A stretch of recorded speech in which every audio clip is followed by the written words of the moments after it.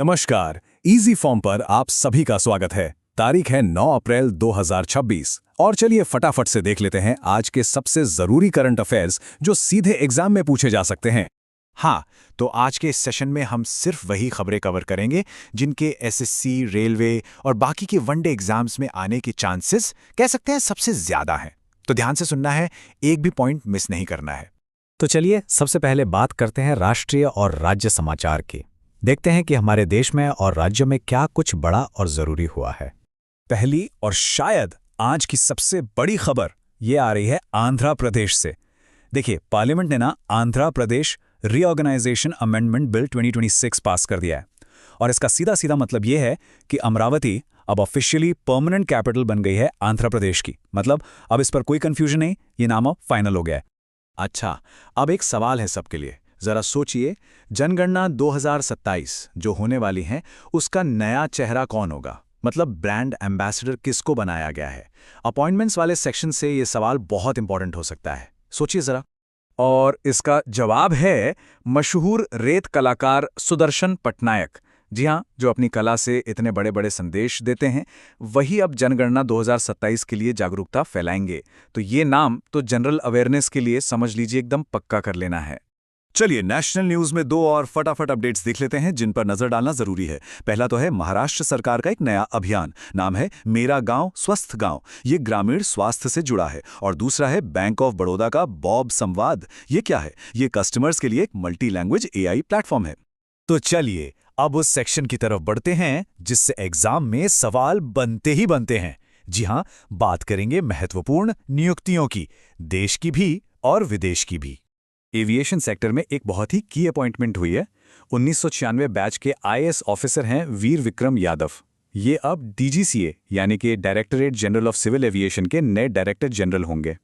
अच्छा, अब स्क्रीन पर एक नंबर दिख रहा है 33। इस नंबर को जरा ध्यान से देखिए।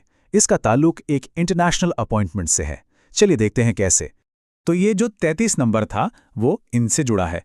उचरल न्यामोसोर ये मंगोलिया के 33वें प्रधानमंत्री चुने गए हैं। तो नंबर 33 और ये नाम दोनों को साथ में याद रखना है। इंटरनेशनल अपॉइंटमेंट से सवाल अक्सर पूछ लिए जाते हैं। चलिए अब रुख करते हैं खेल जगत की तरफ। देखते हैं हमारे खिलाड़ियों ने कहां कहां परचम लहराया है। और ये नंबर 1, ये सिर्फ एक नंबर नहीं है, ये है गोल्ड मेडल। जी हां, भारत के खाते में एक और गोल्ड। अब जानते हैं कि ये कमाल किसने और किस खेल में किया है। तो ये कमाल किया है हमारी शूटिंग जोड़ी पलक गुलिया और मुकेश नेलवल्ली ने।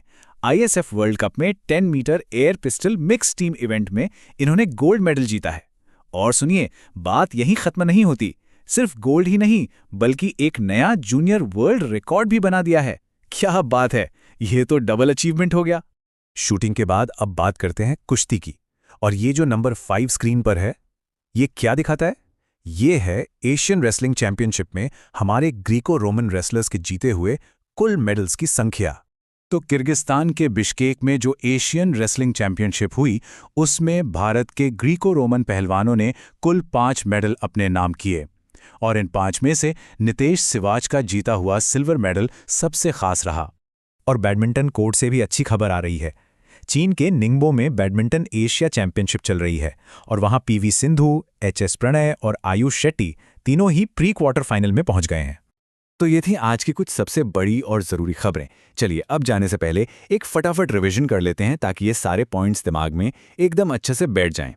तो आज के जो पॉइंट्स बिल्कुल नहीं भूलने हैं वो हैं आंध्र प्रदेश की नई राजधानी अमरावती, जनगणना 2027 के brand ambassador Sudarshan Patnaik, ISSF world cup में गोल्ड जीतने वाले पलक गुलिया और मुकेश नेलवल्ली, और मंगोलिया के नए प्रधानमंत्री उचरल न्यामोसोर।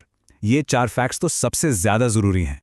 और जाते जाते एक सवाल सबके लिए, जरा सोचिएगा कि अमरावती के एक पूरी तरह से विकसित राजधानी के तौर पर बनने से आंध्र प्रदेश के भविष्य पर लंबे समय में क्या असर पड़ेगा।